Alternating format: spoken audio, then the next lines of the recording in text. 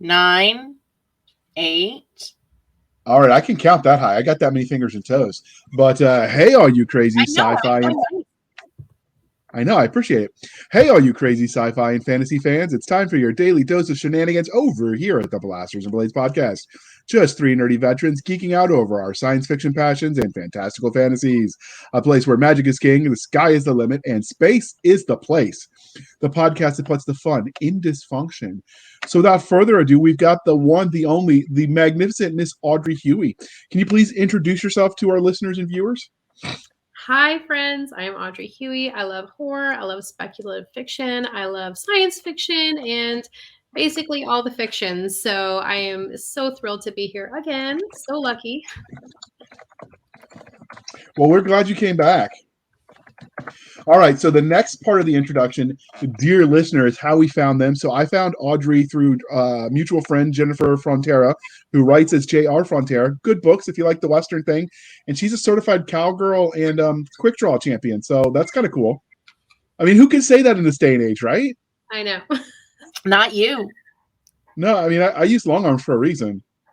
I went through the Army pistol course, and the instructor told me I would be better off throwing my pistol at the enemy than shooting them with it. It's terrible. Damn, JR. But I can shoot like a mofo when it comes to that rifle, all right? So I got nothing to worry about. So you're a distance man? Is that what you're saying? You can't go the short course, just the distance? I mean, I could take out Fast Freddy on the right, no problem. Fast Freddy on the left, he was done too. And anything closer than that, we've got bayonets. I mean, they don't issue them when we went to Iraq, but I mean, in theory, they exist. So when you went to Iraq, Audrey, did they give you a bayonet? Nope. I carried an M4 and an M9. Oh, you must have been one of the ones who could hit people with a pistol. Oh, yeah. Pretty darn good marksman. I love it. All right. And the next, Doc, you get to ask the infamous religion question. Yeah. Oh, we went with sci-fi questions this time? We did both. Oh. Because we asked her horror last time. Oh, we so did ask her horror last time. I'm like, why didn't we ask her horror? Because we're mixing it up. Okay, so Star Trek, Star Wars, or Firefly? Oh, that's tough. I just love them all. But I guess if I had to, it'd be Star Trek. I like it. I like the hopeful nature kind of behind Star Trek, particularly in this day and age. We got enough that sucks and brings us now. Yes. Yes. So, how about Game of Thrones, Wheel of Time, or Conan the Barbarian? Conan, all the way. It's the abs. Conan. Yeah. He likes his sword. It's the amazing barbarian. Yeah, just going through and hack and slash. Exactly. So, as a lover of all things speculative fiction, but which one was your first love? Probably fantasy. Yes. Or I don't know, because it's Anne McCaffrey, and technically that's sci-fi, but fantasy. It is sci-fi. So, she had a couple of fantasy titles, but she's really a sci-fi lady. Yep, exactly. So Anne McCaffrey first, I guess, and then lots of Piers Anthony, which is really weird and fun. I love Piers Anthony. Yeah. He's really hardcore fantasy, though. Yeah. His was just weird to me. Was great. She took all the... What? I said Piers was just a league of his own. I mean, it was just unique in all kinds of brain-busting kind of ways. Yeah, the puns in all the creatures and places, and it's just amazing. This is one of those ones where when you read it as a kid, you don't catch everything that's layered in there. Yeah. But I went back and reread some of them, and it stood up to a second reading. Not all the books we read as kids did. Yeah. And I caught stuff the second time that I didn't catch the first. Yes. Yeah, I was too young at some point to at the first time to catch all the adult innuendo in there for sure. Have you ever gone back and reread some of the books you read as a kid, Doc? I just picked. Oh, sorry, Doc. What? Have you ever gone back and reread some of your childhood favorites? Yes, I have. Did they stand up for you? Some of them really do. Most of them did, but I went straight from like not really reading into adult, youth-friendly sci-fi. So, I mean, I went straight from I don't really like it, but I guess I'll read like this like reading the occasional Black Beauty and Nancy Drew novel into, I don't really want to read, but I guess I'm going to have to, oh, look, it's a TV, but I have a book.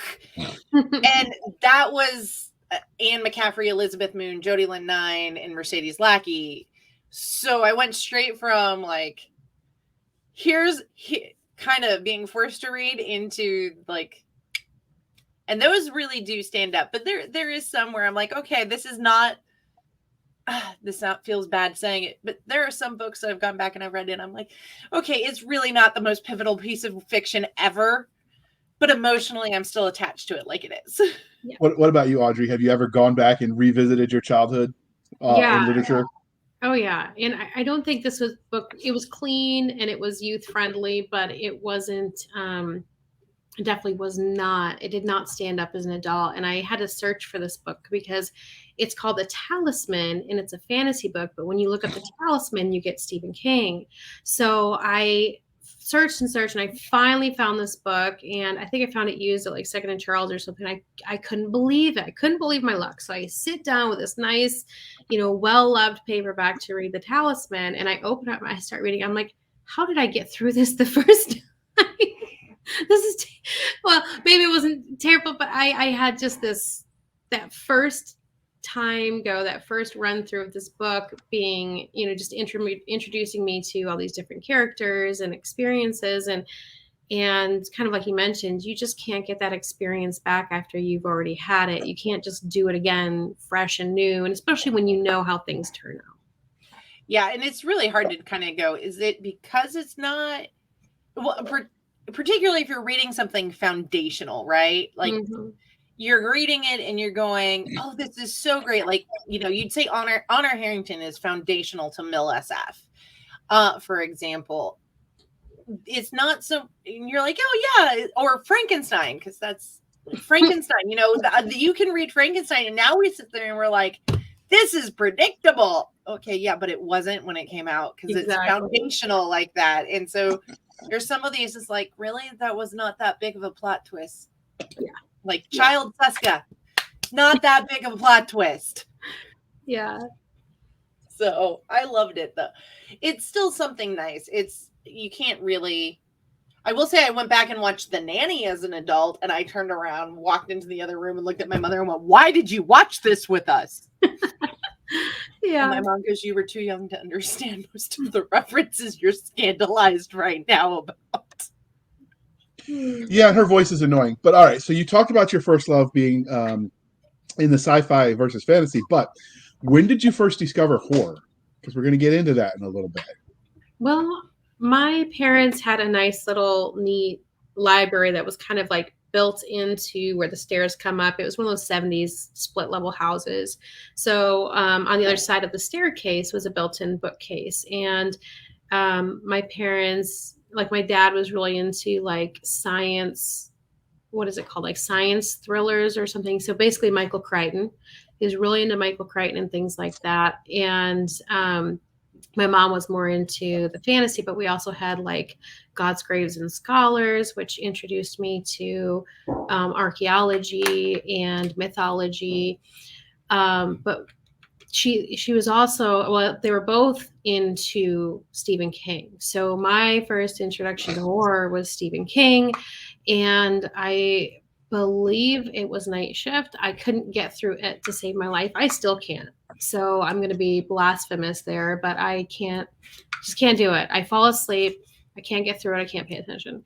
So, sorry, but I really love Night Shift. That's something I can go back and read again and again and again. I love that collection of stories and the way that a lot of those stories ended up becoming longer works.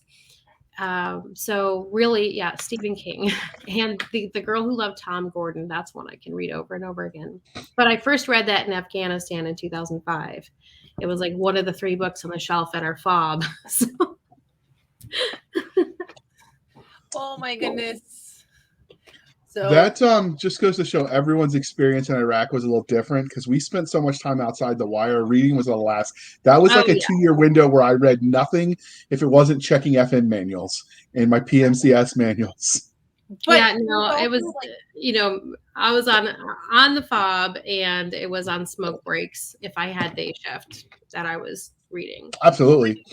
you will be so bored that you want to play. I actually knew somebody who is totally not the Magic the Gathering type stereotype, and he actually played it, especially because he said he got snowed in, and that's when they had to play. They ended up, everybody in his battalion ended up playing it. Interesting. They somehow shipped to this random fob in Kuwait, in Afghanistan, a bunch. It was very weird. Okay. So thinking Go back, for what needing entertainment. so speaking of entertainment, what is it you love about the speculative fiction umbrella that includes the fantasy, the horror, the science fiction, all the things we love? So what is it specifically that you, Audrey, love about speculative fiction? I love the idea of going beyond our current realm of possibilities, or what we understand as our possibilities, or what we believe is possible, or delving into, or blurring the line between religion, I mean reality and mythology, for example, or lore and legend, and mixing the real world with sometimes even the spiritual world. I think that's what I like a lot about bringing paranormal to horror, is we get to bring in that cultural aspect of legends and of creatures and things like that. And I also like, when it comes to sci-fi, I like the kind of bringing new ideas and inventions. I think at one point there was a group, I can't remember from where, but I was so excited when I saw the headline that they were basically working on a medical tricorder device so that they could quickly. I was like, see, science fiction inspiring, real technology advancements. So. We did an episode about that when we were still the Sci-Fi Shenanigans. I want to say it was like associated with DARPA that was doing it. Probably. That's one of my favorite. And they had a few people win the patents, and that actually got to do what they asked, if I'm remembering correctly. And I can dig that out of the archives. I just didn't worry about the science ones because it changes so fast. But my understanding is it's as dangerous to the average layperson as WebMD is, because, oh my God, I enter my symptoms and I'm dying of cancer. And so it's one of those things where it's got limited versatility, but AI's come a long way since 2016 when the article was written. So I'd be curious to see what happens now. Absolutely. All right, Doc. Next questions are yours. Okay. So how did that just kind of lead you into making the jump from reading into writing?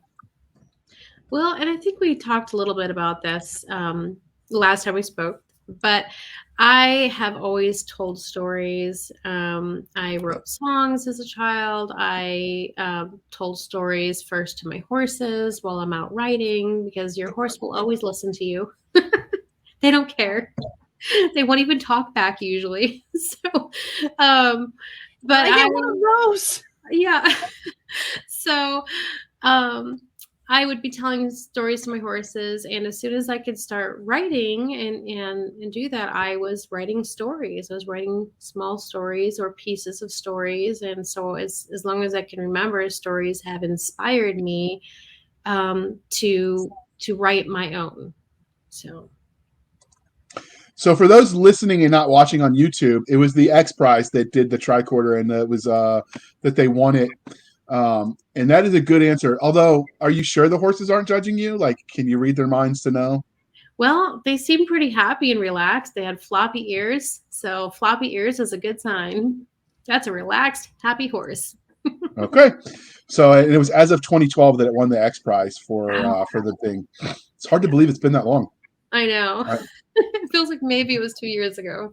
Yeah, when people talk about shows that were 30 years ago, and I'm Yeah, that's not what I'm thinking about when they show those shows.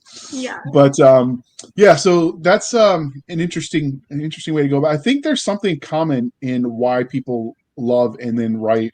It's that ability to explore ideas without it being as confrontational as talking to somebody at a bar or on the street corner, Yeah, because you have time to like formulate your thoughts.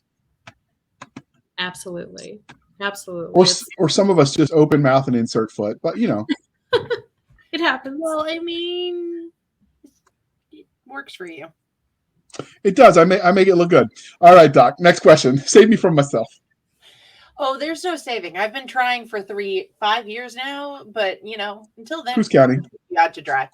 So how did you've talked a bit about what you grew up with and kind of influenced your writing, but is there any formative moment when you're like, that is the moment that just totally changed and influenced everything you do with it? Wait, as far as writing, I would say I've always written. I wish I wrote more when I was active duty and while I was deployed, but you can't go back. No shoulda, coulda, woulda. But I think for me, it was my last deployment to Afghanistan as a contractor because I just couldn't get enough. And I would wake up in the mornings, like hours and hours before my shift, and I would go to the coffee shop. I'd have my chai, smoke my cigarettes, and I would write. And I really started to take this on as no matter what, I always come back to writing. It's where I feel inspired. It's where I feel passionate, aside from the work that I did. No matter what, I always have this thing, this whole other world in my mind that I can explore. And I started to take on the identity as, of being a writer. So when people ask me, well, I'm a writer, but right now I'm currently doing this job in support of this thing, and I'm deployed. But so that NaNoWriMo of actually 2012 was, me taking it very seriously. And because, I was making good money and I didn't have any children to take care of or provide for, I had no debt, and I bought a bunch of Writer's Digest courses and I participated in them on time. And I loved submitting my writing and getting feedback from my instructors, which are awesome with the Writer's Digest courses. At least that's my experience. But also feeling like I was getting better at telling stories. And I would have times where I would let friends that I was close to read some of my work, and seeing their face light up and understanding like what I was trying to do, no matter how amateur at the time my writing was, told me maybe there's something I can do to put a smile on someone else's face, or get them excited about a story and characters, and maybe light people up the way that my favorite authors lit up my imagination. So 2012, NaNoWriMo. Okay. Up extra early. You mentioned that obviously we've talked about military service. So how do you feel like your time in uniform affects the way you tell stories? I think it does a lot for me as far as different types of writing or styles of writing, forms of writing can help you kind of exercise these creative muscles. And I think actually report writing is a fantastic thing to do if you can get good at it, to help you be a better creative writer. And I know that sounds so backwards, but it helps me be better at describing things. I'm not writing a salute report, but that kind of stuff, thinking of those details can really help paint a picture and create a scene.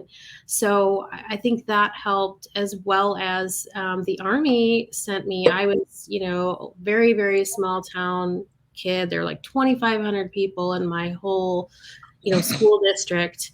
And my town, which used to be Potato Town, USA, until some place in Idaho got really mad about that. But it was like 150 people, no stoplight. So it's, small town girl. I got to go all over the world.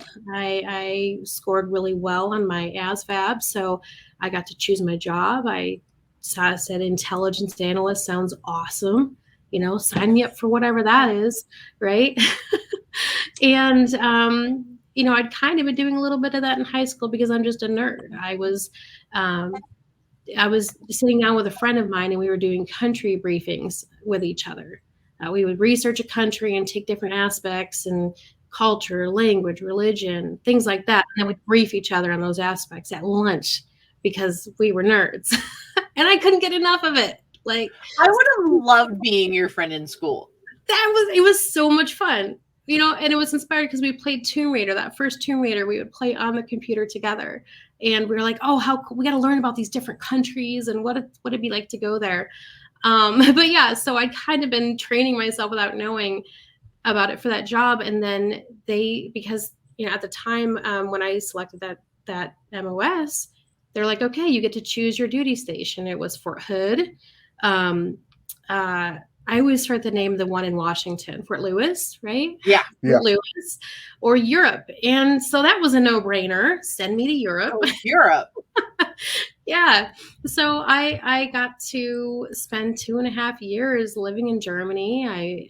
I got deployed just about a year after I got there, a little under a year after I got to Germany. I got to go to Afghanistan, which is something I actually wanted to do. I was the person running through the barracks like, feral, basically saying, oh my God, look at these uniforms. We're going, guys. I couldn't wait because if you go alphabetically down the list of countries, Afghanistan's the first one on there. So before 9/11 even happened, I was studying Afghanistan. I said, why aren't we doing something about these awful people, right? That were in charge. Anyway, I disagree with you at all. So I'm kidding. But not to open that can of worms. But the point being, I had all these ideas about places I wanted to go, things I wanted to do in my life, and things that were important to me. And I wanted to see the world. And the Army gave me that opportunity. And it also gave me an opportunity to grow up fast and learn responsibility, accountability, and really, because I went in straight after high school. I knew I wasn't going to college straight away. I knew I was joining the Army. I took to indoctrination like a duck to water. It was wonderful. So I was like, yes, I was so hooah. And it's just, it was everything I wanted. So I think those experiences and just really going in head first and all in with passion and wondered and bright-eyed and bushy-tailed, even on the bad days, allowed me to imagine new worlds more easily and imagine the culture shock and imagine being in a new place that you've never been in before and trying to cope with how to get around that. So hopefully that's not too long of a rambling explanation. But I think my time in the military was just a wonderful blessing to my creative pursuits. So first, you didn't learn your lesson when you watched Tropic Thunder. You never go full hula. Having said that, I'm going to say this one, 2000. When did you say you joined? You joined early. I joined in 2003. Yeah, no, Tropic Thunder wasn't a thing yet, dude. I know. But never again volunteer yourself. Right. We all know all you and Nick do is go full hua. This is true. I was a stupid guy that thought infantry sounded fun because we got to blow stuff up and shoot things. So I get that's it. why EOD was fun. But I'm colorblind. I can't be EOD. So I got even with them when we needed EOD. We just shot it ourselves and said, ha, you don't get fun. Now I look back at that. I'm like, that could have ended badly in so many ways. What the hell was I thinking? But, when you're 22 and you think you're going to live forever. Oh, yeah. Obviously, JR totally dodged the Darwin Award several times. At the bare minimum. When we're off air, I can tell you some of those experiences. But before we ask the fandom question, because Doc's chomping a bit, she loves those. Do you ever draw from people you knew while you were in the military? Oh, absolutely. So my characters are usually based off people that I've interacted with, people that I admire, people that I just became, I easily became enamored with strong women who took great leadership roles without it being a weird thing, you know what I mean? But who were great leaders. And of course, men as well. But it was just, I really like to bring in the qualities and personalities of those different people who were great leaders or great teammates, and people who performed really well under pressure. And I like to make them the heroes of my stories. So I think it's a great way to get in a different aspect of heroes and not just your stereotypical. So would you say you prefer to write the everyman based on that experience in the military? I think I do. I think I really do. Those resonate with me too, and I think for the same reason that you just articulated. Thanks. All right, Doc, you're up next. Fandom. I was actually going to ask, because we've covered some of the fandom questions before. Okay. But I do know that there's an update on one of these. So is that everyman part of what draws you into horror? Yeah, I would say so. It's definitely something. It's easier to put myself in those situations too, or people that I know and see in these situations. I think I just have an overactive imagination when it comes to horror. I love writing short horror. I've got tons of it. It's kind of scary, but I will just imagine, okay, what if the meter guy going around and taking everybody's electric meters is actually like this, and what he's actually doing is this, and you know what I mean? I'm a former analyst who's stuck in the burbs. You know what I mean? My imagination is going crazy, but but yeah, so it is amazing. I think, and not just from myself, but from the other authors that I work with, what they imagine the hero in a horror story doing. And it is the everyman typically. Doc, I got a question before you ask yours. So you mentioned that you like horror short stories. Is that because most of us, our first exposure to horror for most people was like the "You Can't Say That in the Dark," the campfire stories, the ghost stories with the iconic skull? Are You Afraid of the Dark? This iconic black cover with the red trim. Even I know it's red, and like the black and white ghost picture for all the horror stories we read as kids that were totally not scary if you read them now, but at the time they were like horrific. Oh my gosh! Oh wait, Animorphs. That's one that did not hold up. Sorry. Oh man. Actually, I was a Goosebumps kid.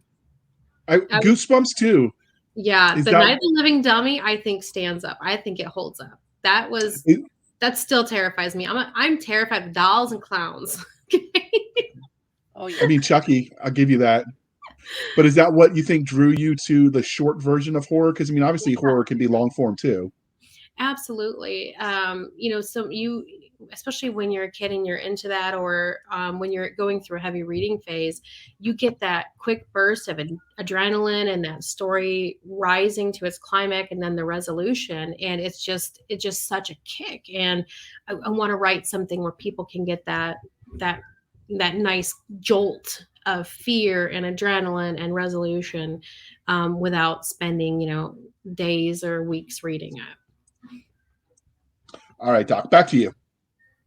Well, she actually gave us a great transition into talking about anthology. So before we do that, we're going to do why you're here tonight, right? Because you do work with other authors. A lot of authors, writing can be a very solitary craft.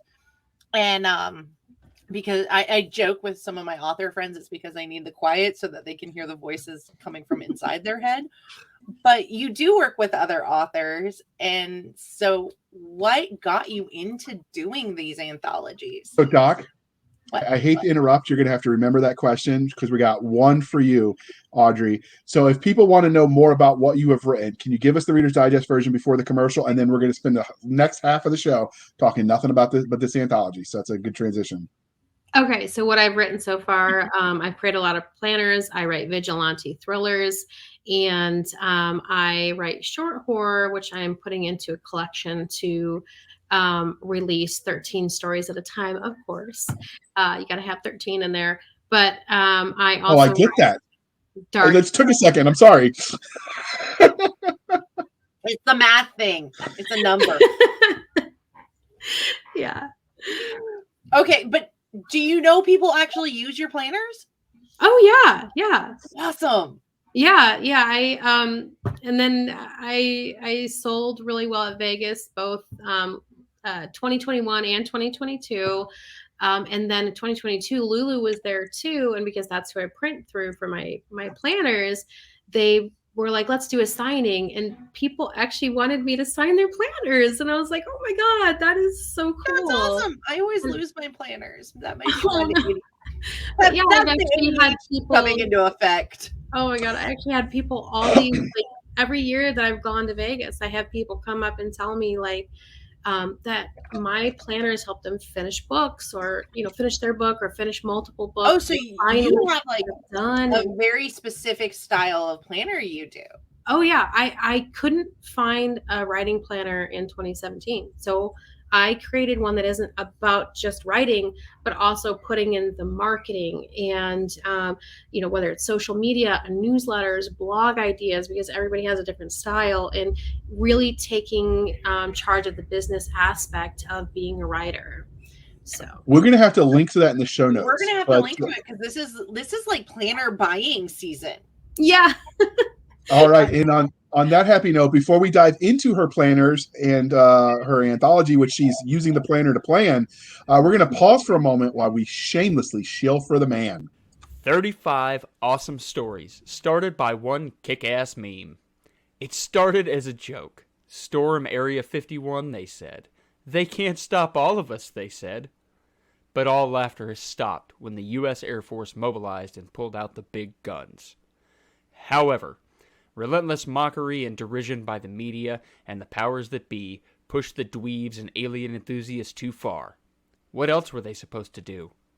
They said why not and showed up, determined to find out what secrets were hidden behind the walls of the clandestine government facility. Are you brave enough to buy this anthology today? If you are, find out what the government wants to keep hidden. Read Storming Area 51, a Bayonet Books anthology. All right, Doc wrote a really good one for that anthology. But now speaking of it is being brave because it is super thick. Yeah, we could kill somebody with that anthology. 36 stories. I learned a lesson there. The anthology editing for that one was rough. I bet. But Red Adept is amazing, so they got through it really quickly. So if you need an editor, people, Red Adept editing is amazing. But speaking of editing and anthologies and such, Doc, you had an excellent question for her. It's above, Jer. I just had a full day of work, and now you're going to ask me to remember things? No, but it is actually great. What got you into doing anthologies? Because it is...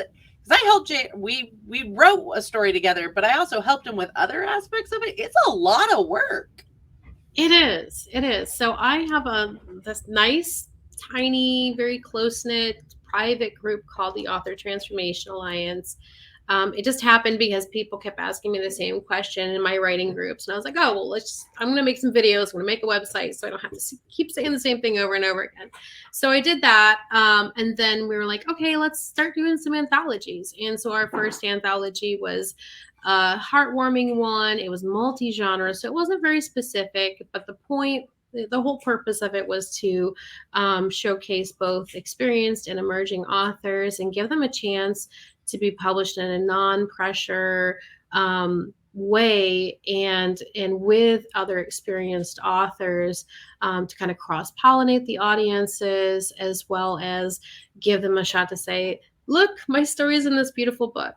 And that's called The Heart of the Season. And I'm really proud of how it turned out. So it's definitely more, it's got a little bit of everything, but it ends up being almost more literary fiction than there's some romance, but again, more slice of life. And then the second one was called March for Justice, and that was more thriller-esque. So that was a thriller anthology, just a few of us. We have more romance authors in our group. But then this latest one, I was scrolling through one of the cover websites. It's kind of like a marketplace for all the cover designers. And I just saw this cover and I was like, I have to do a cryptid anthology. And if nobody else wants to do the horror anthology with me, because it's it's a Wendigo. I was like, I will just use this cover for my own projects and it's fine. It's fine. I'm a cover hoarder. So it's okay. I feel attacked. I admit it. I'm okay with it. It makes me happy. So anyway, but I put it up and there was a lot of interest. And so we ended up with 21 total stories in that by 17 authors. And it is beautiful, but it was so much more work than the previous 2 anthologies because it wasn't just my tight-knit group anymore. I wanted to ensure that it's thick. I like thick books. So I wanted to make sure my horror anthology was nice and thick. And so I opened it up to the public and kind of friends of friends to kind of, and I said, only talk to people about this who can follow through, write a good story, etc. And so, but we got some great stories, and I'm really proud of how it turned out. Just short of 140,000 words, and it is, it's again a lot of work, but so rewarding, and I'm so glad we did it. I can't wait to do it again. Of course, lessons learned this time about ways to make it easier in the future, but it's something that I'm always going to do. I really love that we get to debut. Like this is the debut publishing event for a couple of our authors. And that feels pretty huge to be part of their story, part of their authorship story, No, I think it's really touching. We have not had that kind of experience necessarily on the podcast, but we've had people where we're their first interview about their book. And there's something so heartwarming and tender about them. And I'm like, oh, you're my baby now. Yeah, exactly. So that is amazing. So you really like your first anthology concept of going into this cryptid and horror angle was really inspired by, I bought this artwork, I should probably use it. Yeah, it shouldn't go in the horde with the rest of them. I can understand. You've got to be careful with that because sometimes if you don't use it, the rights revert back to the artist. Yeah, you mentioned I've lost a few that way. Oops. All of my artists are like, nope, you're good. So I was like, oh, thank God. Yeah, I know that would be really, really disappointing. Yeah. So I bought it just because the lady on the cover reminded me of Xena. Like if you're of a certain age, you know what I'm talking about. And then I was like, I don't really write that kind of stories, but maybe someday. And then I checked, man, the rights went back to the artist. Oh well. Wow. So, that's really awesome. But now you're getting ready to do another anthology. Is it a cryptid, a horror, a bit of both? Like what's going on? Yeah, so the first one was, the first of this big horror anthology was was Darkest of Dreams, a cryptid horror anthology.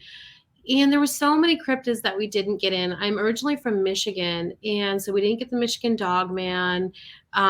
Someone wanted to do the Rougarou. There's so many cryptids we didn't get this time, and we still have this nice chunky book. I was like, I want to do a volume 2, and we're only exploring cryptids that haven't already been touched on in the first volume.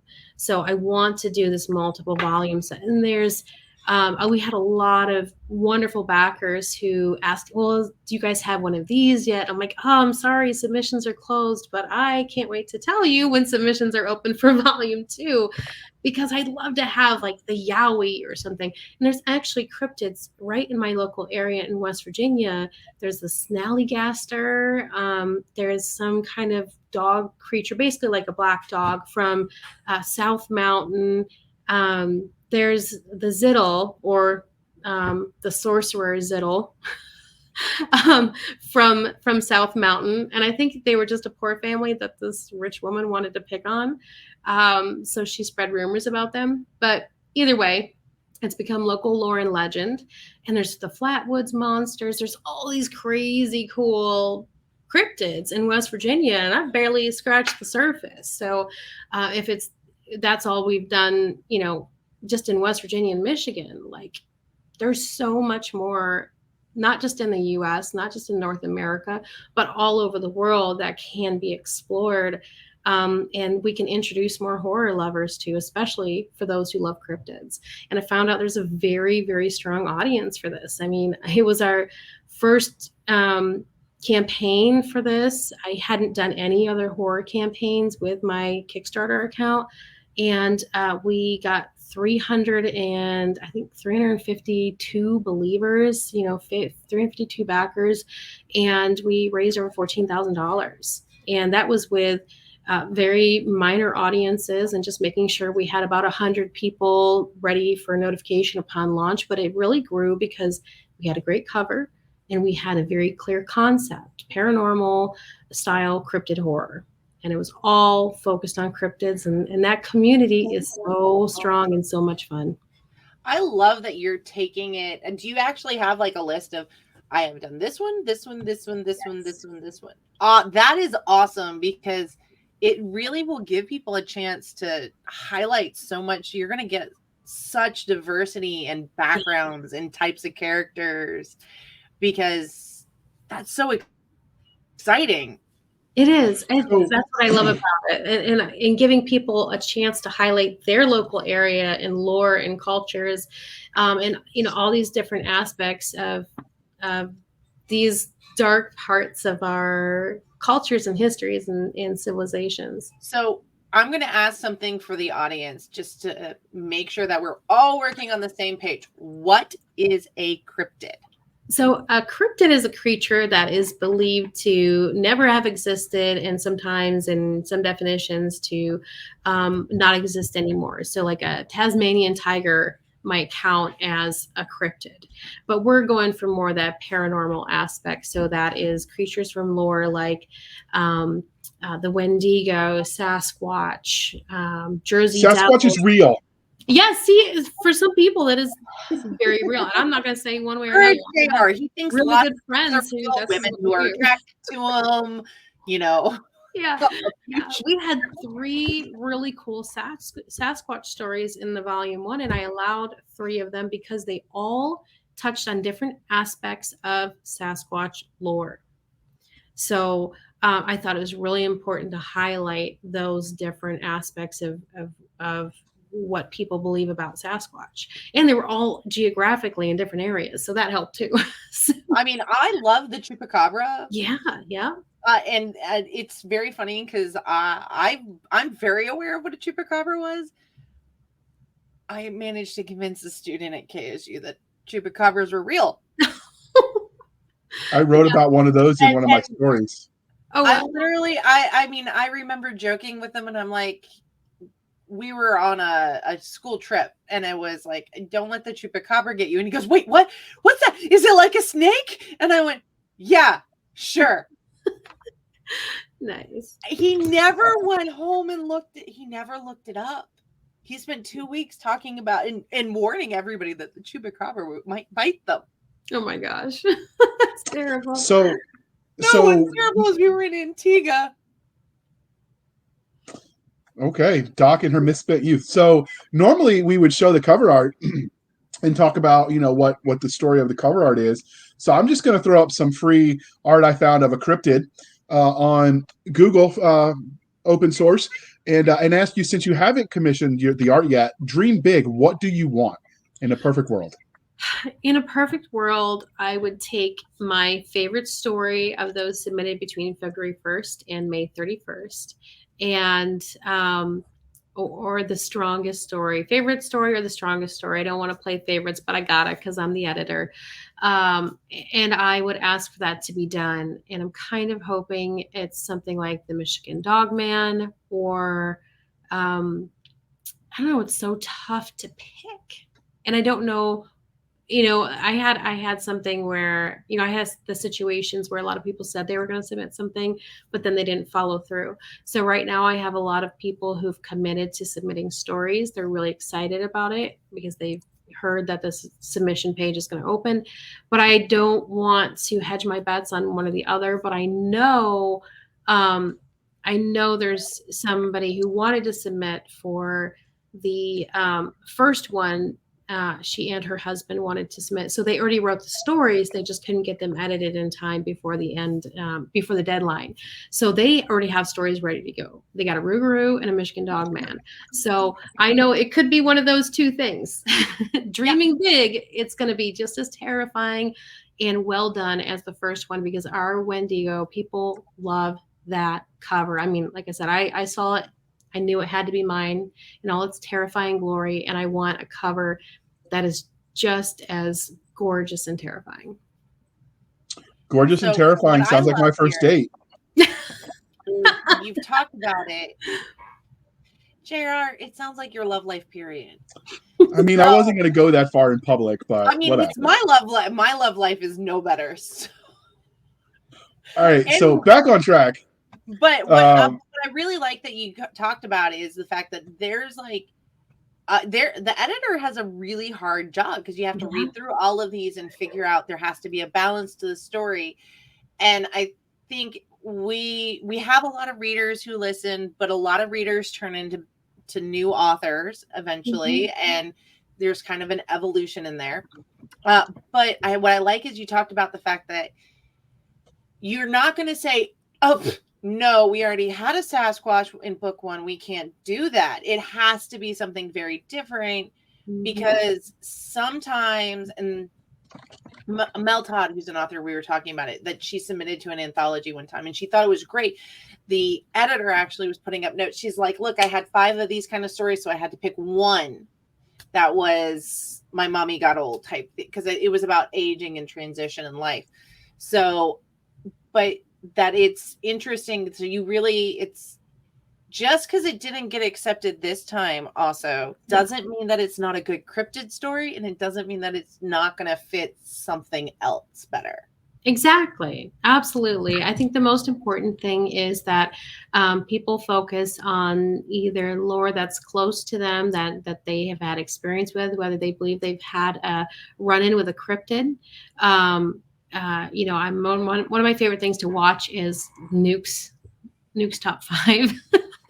I love Nuke's Norway, but you know, there's a lot of people who really believe that. And I'm not saying that you're not, but sometimes we have experiences that we can't exactly explain. We can't just explain away. And I think a lot of people have had experiences with what they believe are cryptids. There's been a lot in this area. I have another research project that's kind of about cryptids and the paranormal, but set here in West Virginia. So I've been collecting anecdotes for that research, for that project. And there are people right in my town, my nice, tidy little town, who believe that they have seen bizarre creatures walk across the road in the middle of the night, you know, and you know, with their kids, with a teenage witnesses, you know, right down the road from me, like seriously, like a mile down this road. It's really interesting what people experience. And I think if you focus on your area, your lore, or your experiences and the things that have happened to you, whether that's just a seed of a story, being out camping and not knowing what's, you know, knocking on the trees or throwing rocks, or if you really have seen something, if you start with the experiences close to you, you can spin a terrifying tale because you have had that moment of breathless anticipation. You have had that moment of wondering if this is the end, you know? So you can take your own experiences of being terrified and weave that into an incredible story with something unique from either your past or from your local area. I hope I'm not being too repetitive. No, not at all. But you mentioned local area. So let me ask you this. Do you think that horror is also cultural? I do. Absolutely. A lot of times horror, whether it's a slasher movie that's a straightforward serial killer, or it's something supernatural, a lot of times the underpinnings are cultural values. So for example, if you've watched The Town That Dreaded Sundown, or the lore show that explored The Town That Dreaded Sundown, that was all about punishing people who were having premarital sex. So that is a cultural values issue. It was only targeting basically horny teenagers. It wasn't targeting people who were good and pious and doing what they're supposed to do. So a lot of times culture absolutely affects what happens in a horror story.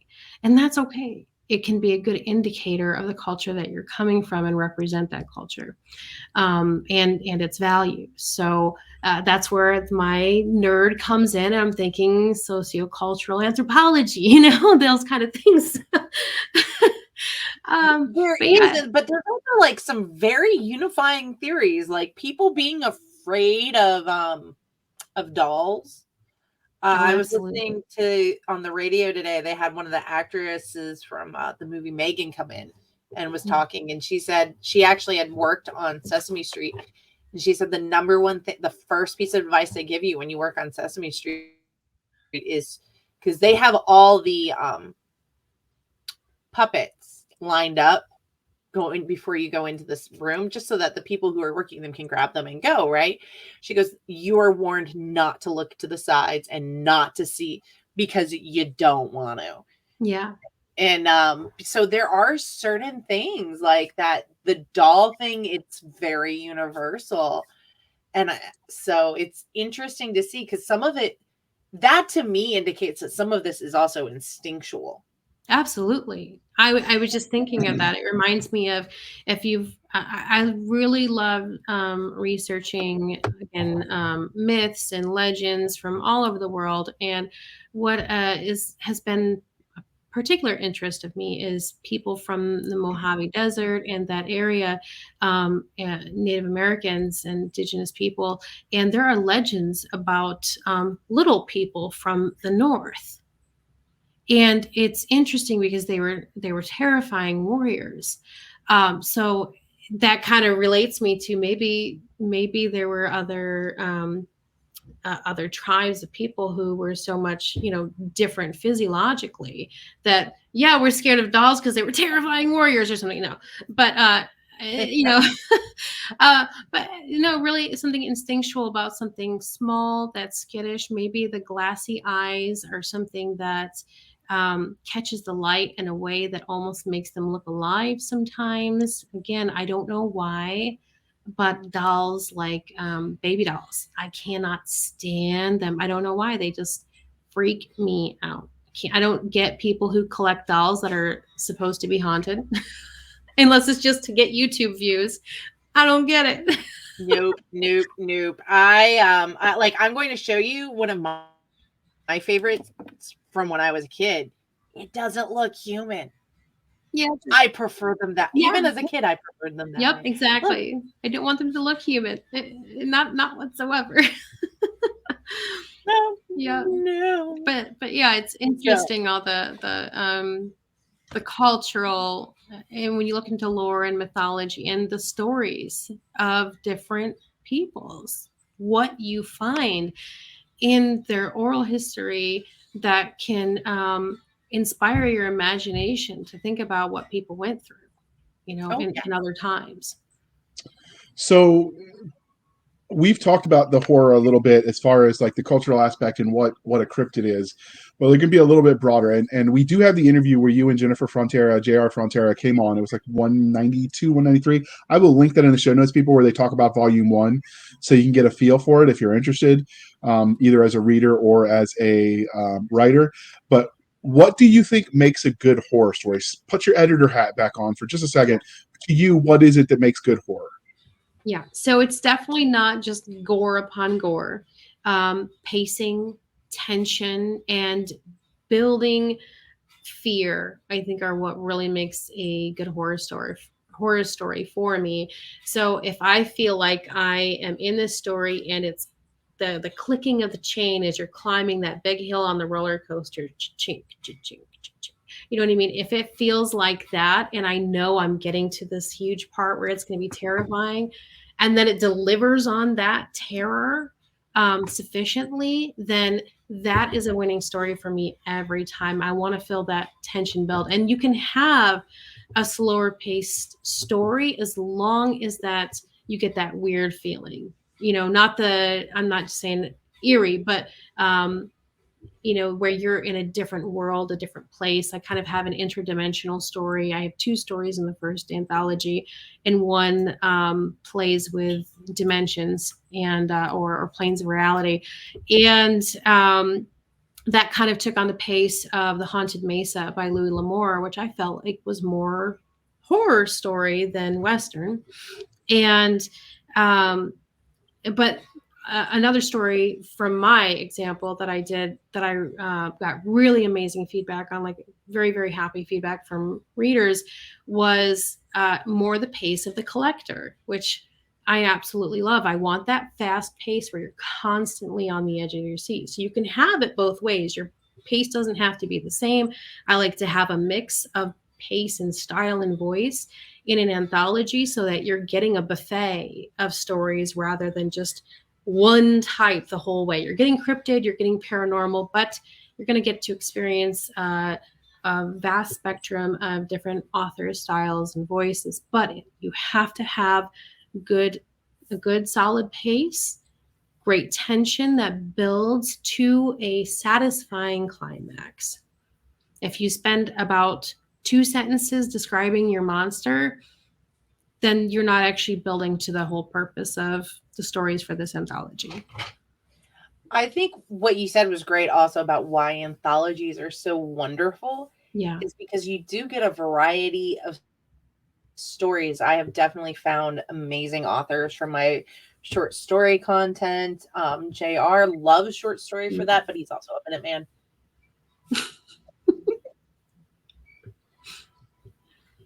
JR, are you there? I think JR's gone. I muted myself, so when I was crying in pain at your insult, it was luckily it was off air. But ouch, Doc, really. Well, you know I love you. Somebody has to. Anyway, back to horror. Wait a minute, I see what you did there now. All right, back to horror. Back to horror. This is definitely an Army humor episode. Absolutely.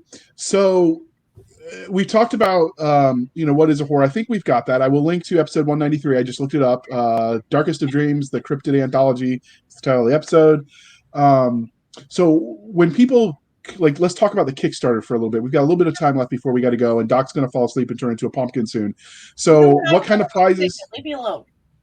You're fine. So what kind of things are you doing with the Kickstarter? Obviously, we're recording this before it's live, but generally there's like the base and then the dream things. And so what are you thinking about? Yeah, so the base is going to be the ebook, the paperback, and the hardcover. We're also going to have extra goodies, stretch goals such as audio commentary. I think this last one came out to about 4 hours of audio commentary from all the authors and, of course, me as the publisher. And it was it was a lot of audio commentary.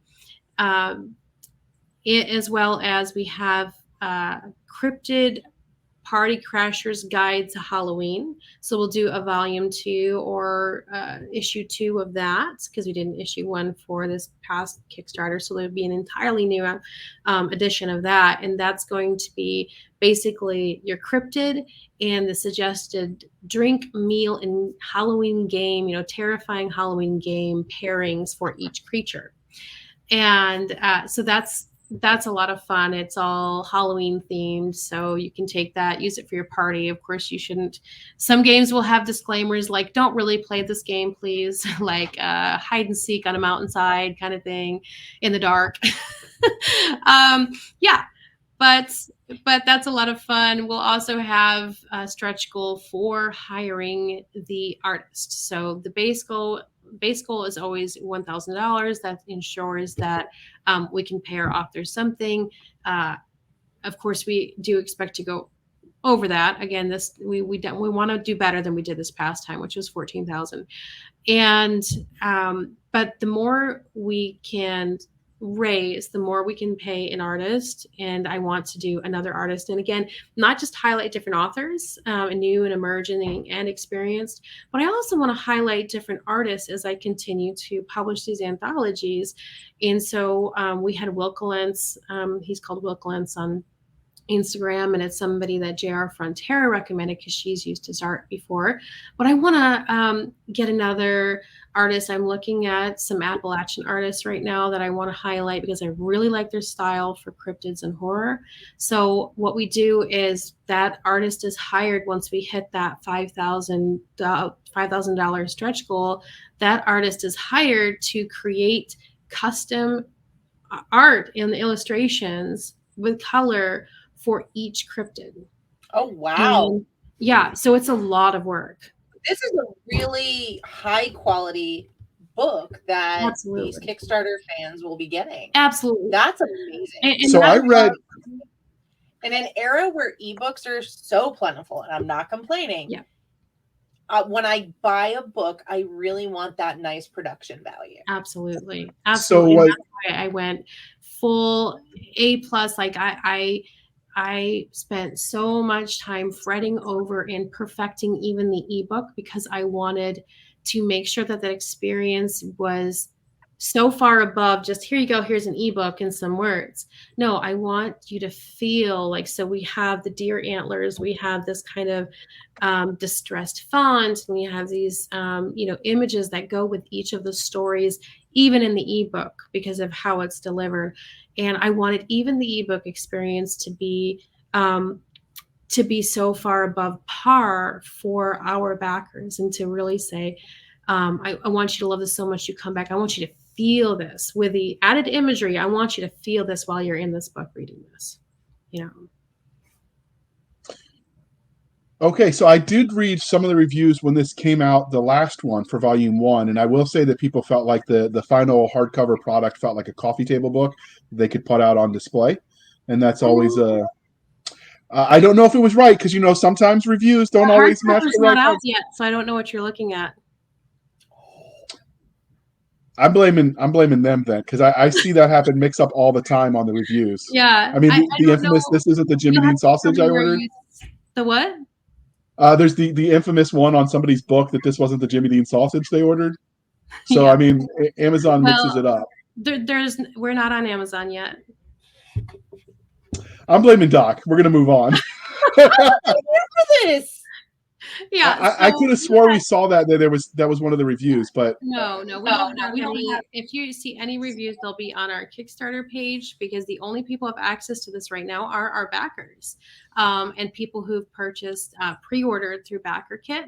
And we just got the art finalized from the artist, so we haven't come out with the hardcover yet or the paperback because we needed the art. So well, then in order to fix this, we will link to that in the show notes, and people can tell you how awesome it is because reviews matter. Wait! I got the perfect thing. I want a banner to put up right now. It's so accurate. What is it, Doc? Come on. Okay. JR ruins everything, really? All right, next on YouTube. There you go, JR. So, we wanted to keep this tight on the time. I know you're a busy woman. Special. And you've got like 100 kids. Yeah. So many. Totally. You got them, fed them after dark or something. They started multiplying. Oh, yeah. That's why I feel like kids. No. I was about to say that too. Great minds. So was there anything about the anthology and about horror in general that we didn't ask? No, I think we really covered it. I think it really does come down to, leaning into, for each author, leaning into their own experiences to create great horror, and to leaning into what they're interested in. But for readers, I'd say if you love horror, find these anthologies, not just ours, but find those anthologies out there that can introduce you to new authors that you're just going to love, the ones who are going to crawl inside your mind and give you terrible dreams for weeks. So the best kind. So speaking of terrible dreams for weeks, I'm guessing this is then for adults only as far as an age range? I would say so. I mean, there's nothing really in it that I wouldn't have read as like a 10 or 12-year-old. But of course I was reading my parents' library when I was that age. So I would just say there's not a lot of gore. It's not like Saul or something. It's more tension, and there's tension. There's some physical stuff that happens, but it's not gore. I would say, just for the purposes of being correct, 18 and up. But I would have read it as a kid. So what she's saying is, your kid and use your best judgment. Exactly. Use your best judgment. Your kids. definitely. All right. So before we let you go, dear listener, we talked about reviews, and I apparently mixed up the review of one book for another. Oops, my bad. But those reviews do matter, see, because it gave us something to talk about. So please be kind and speak your mind on the reviewing platforms. Your reviews help the right readers find the right books. But when you do write those reviews, please put them on the right books, and we will move on. Yeah. All right, Audrey, how can listeners find you? And we will link to all of your social medias on the show notes. Awesome. Stop laughing, Doc. I'm at Audrey is writing on everything, even on PlayStation. So, which is hilarious. If I'm on the PlayStation, I'm not actually writing. That's the joke. So what do you play on PlayStation? A lot of Red Dead. I recently got into Elder Scrolls Online because I missed Skyrim, and I think I'm just going to go back to Skyrim. And I started playing Man from. It's a horror game. I can't remember the Man from Manda. I don't know. I'll have to send it to you, but it's a great horror game, and it changes based. It's one of those games that the cutscenes and the endings change based on your answers and the decisions that you make through it. And it's part of an actual anthology of horror games. So another anthology. So Skyrim was my crack. I had to go through a self-help 12-step group to detox from that, and so I have to stay away, or I will lose months at a time. Yep. Like what? Food? What are you talking about? I've been playing tons of Pokemon. Oh gosh, yeah. Is at least the one where you go outside and walk around, because that at least counts as exercise. Sure.